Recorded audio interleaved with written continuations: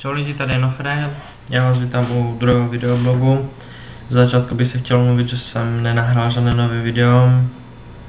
Je to z toho důvodu, že vlastně mi to odumřel počítač, takže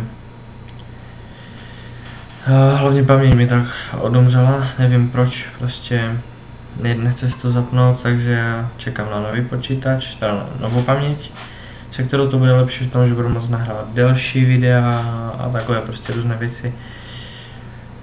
A to je jedna věc, to bych se chtěl omluvit, pak bych chtěl poděkovat za 34 nebo 35 odběratelů, to už si nepamatuju. A to fakt díky. No. A pak ještě jednu velkou novinu. Na můj kanál bude hráč jménem Dar nahrávat Let's Play Deus Ex a Human Revolution a myslím, že Doom 3. Jo, asi Doom 3. Je to můj kámoš a on mi to nabídl, že by to tam mohl nahrávat, tak jsem mu řekl, že proč ne. A pak mě napadlo, že bych mohl nahrávat Invisible War, což je jedna z mojich oblíbených her.